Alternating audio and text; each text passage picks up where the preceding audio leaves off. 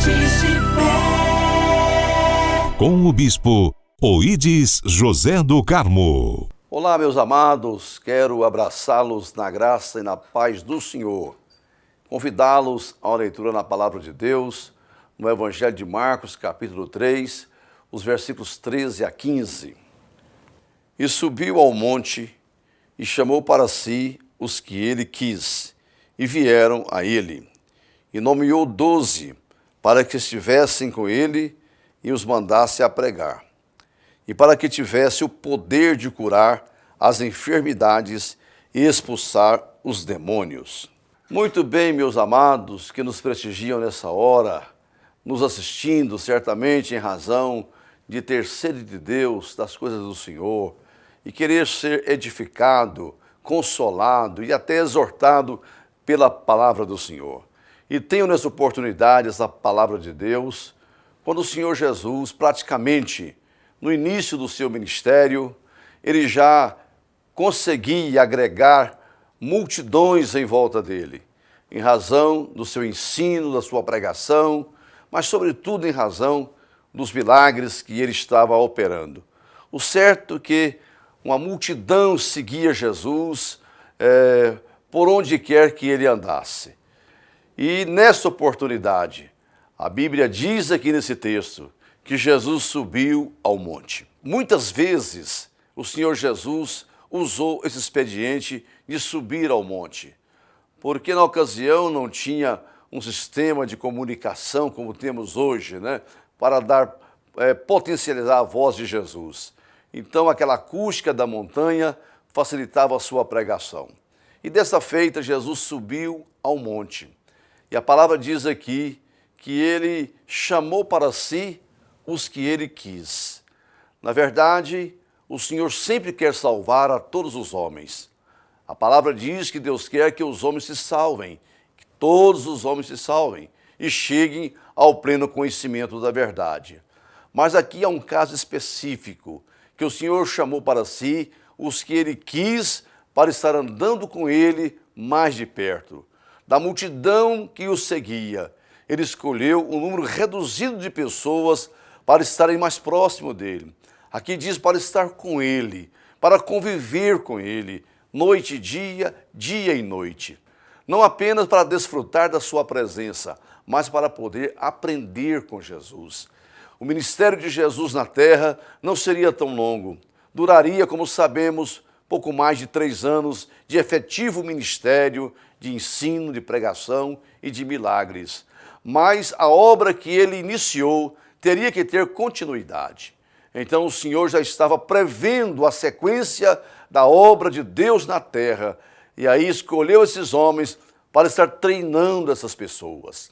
Alguém disse com muita propriedade que Jesus, ao escolher os seus apóstolos, não chamou os entendidos da época, os religiosos da época, os escribas da época. Jesus escolheu a pedra bruta. Jesus escolheu homens ignorantes, mas não os deixou na ignorância.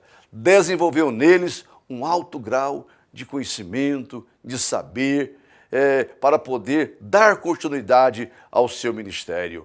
A convivência com Jesus desenvolveu naqueles homens um caráter diferente, uma virtude diferente, uma liderança que seria efetiva após a partida de Jesus novamente para o céu, como de fato aconteceu. O que temos aqui é a soberania de Jesus, dentre a multidão, ele escolher alguns nomes. Aqui diz que ele nomeou, isto é, ele chamou nome por nome. E nós temos a relação desses nomes aqui, que não seria o caso citá-los. Mas é claro que nós temos os apóstolos Pedro, o apóstolo João, Tiago e os demais, formando um conjunto de 12 apóstolos. Eles foram nomeados, nome por nome. Mas saiba que hoje a obra continua, o Senhor conta com você e Ele está te nomeando, está chamando pelo nome, primeiro, para que você venha estar com Ele, conviver com Ele, desfrutar da presença de Jesus. E após a convivência com Cristo, todos teremos condições de dar frutos, de fazer as obras que Ele fez e fazer maiores ainda, porque Ele continua conosco. A palavra diz que Ele os treinou, os preparou para que pudesse pregar o Evangelho. Aquele grupo de homens foram especialmente preparados pelo próprio Cristo, pessoalmente preparado por Ele. Na verdade, os 3 anos foi um verdadeiro seminário teológico. Aqueles homens foram preparados por Jesus para serem bons pregadores da palavra. E de fato o foram, porque aqueles poucos homens incendiaram o mundo com a palavra de Deus.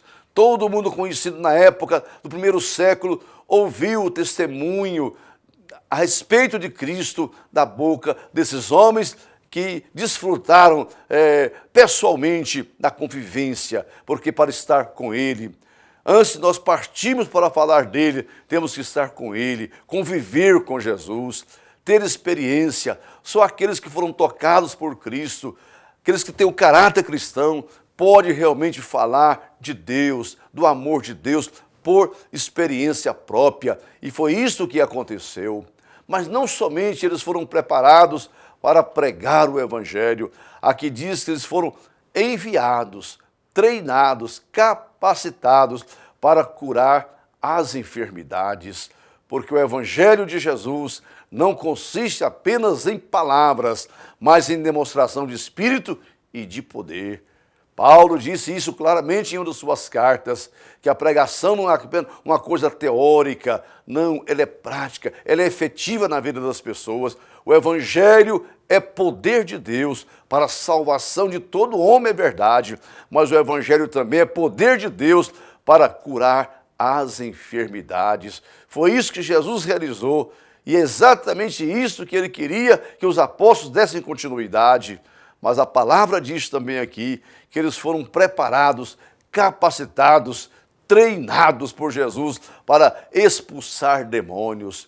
Demônios que oprimem, demônios que machucam, demônios que ferem, demônios que entristecem, demônios que separa, que divide, que rouba a esperança, que tira a alegria das pessoas. Aqueles que convivem com Jesus têm autoridade para desbancar Satanás, para expulsar demônios, para dar libertação às pessoas que estão completamente oprimidas. Com essa palavra eu quero dizer que a primeira coisa que Jesus quer a respeito de nós, de mim e de você, é que sejamos próximos dele, que desfrutemos da sua presença, da convivência no dia a dia com Jesus, para que possamos adquirir experiência com Deus, conhecer melhor o Senhor. Você e eu não podemos conhecer Deus apenas pela teoria, distante. Temos que ter a nossa própria experiência com o Senhor.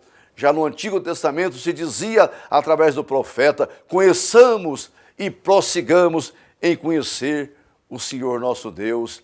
E este conhecimento tem que ser vivencial, experimental, para você poder dizer, não é mais pelo teu dito que eu creio nele, mas eu tenho visto e sei que Ele é o Cristo de Deus. Você não pode viver da experiência do seu avô, da sua avó, do seu pai, da sua mãe, de quem quer que seja. Você precisa ter sua própria experiência com Cristo, com Deus, e saber quem Ele é na prática, na realidade. Isso é possível, porque ainda hoje Jesus está chamando os que Ele quer para vir à sua presença, conhecê-lo melhor e a partir daí começar a dar muitos frutos, porque este é o resultado final que o Senhor quer para a nossa vida, que sejamos frutíferos na terra, para a glória e honra do próprio Deus.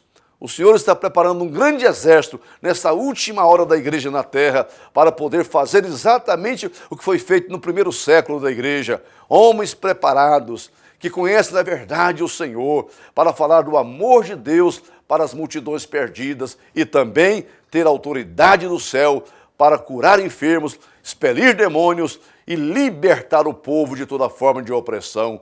Venha fazer parte deste grande exército de Deus nesta última hora. Que o Senhor te abençoe, em nome de Jesus.